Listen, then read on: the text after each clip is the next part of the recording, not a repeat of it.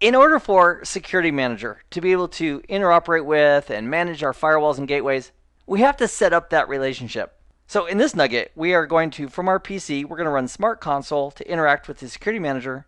And then inside of Security Manager, we'll integrate Firewall 1 so that the Security Manager can have the ability to retrieve information from and also push commands to that firewall.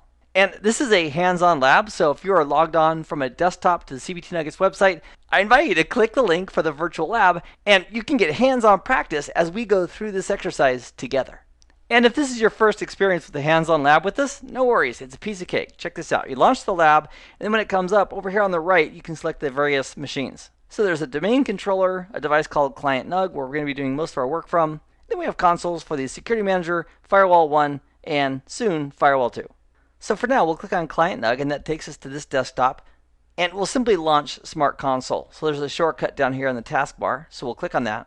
We're going to log on to the Security Manager at 192.168.1.110. We're going to log on as admin, and the password is going to be our lab password. As a point of convenience, over here on the right, I've got the password pre-prepared for us. So if we put the cursor in this field here and then click on the little T for text, it will paste that password into this field and save us some typing. Or if you want to put it in manually, you can go ahead and put that password in manually as well. That'll work too. So we'll go ahead and supply the password and then click Login.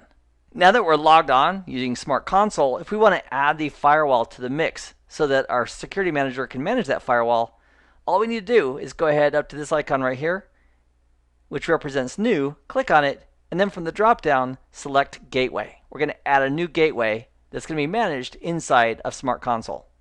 So we'll click on Gateway. Then we have a couple of options, Wizard Mode or Classic Mode. Let's go ahead and use Wizard Mode, and we'll put in the name of our firewall. And the name of our gateway is going to be FW-1, so we'll put that in. And then regarding the platform, there's lots of options here regarding checkpoint gateways. In our case, we're going to be using an open server as opposed to a physical appliance. And then we'll also specify the IP address of our firewall, which based on our topology is 192.168.1.111. And with that in place, we'll click on Next. Next, the Security Manager wants to establish a secure connection over to Firewall 1.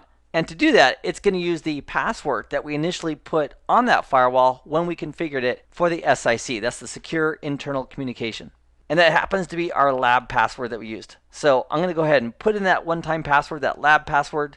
And with that in place, we'll go ahead and click on Next. So it went out, it established a secure connection with that firewall. It also retrieved the 3 active interfaces that that firewall is currently using. So on Ethernet 0, it's got a 192.168.1 address. On Ethernet 1, it's got a 6783.0 address. And on Ethernet 2, it's got a 10.1.0 address. And the last octet in all 3 cases ends in .111. Okay, so that looks great. We'll click on Close. It's giving us a summary. And there's also a check in this checkbox that allows us to edit the gateway properties for further configuration. So if we click on Finish, it's going to go ahead and implement those changes and also give us the dialog box for editing the settings of that firewall. And that's what we're looking at right here. So for now, I don't want to make any additional changes. We'll go ahead and click on OK.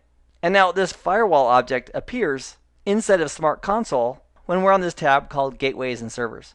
Also, because we have made some changes, if we want to go ahead and publish those changes, let's do that now. We'll click on Publish. And behind the scenes, based on that activity, there's 11 changes, including the object being created for Firewall 1 and the communications between the Security Manager and Firewall 1. So we'll click on Publish, and all those changes are now in place. And we can sort by these columns as well. So if you want to sort by name, you just click the column, it'll sort by that column. And clicking multiple times is going to just swap ascending versus descending order. And that, my friends, is how simple it is to integrate a firewall that can now be managed by our Security Manager leveraging the Smart Console interface.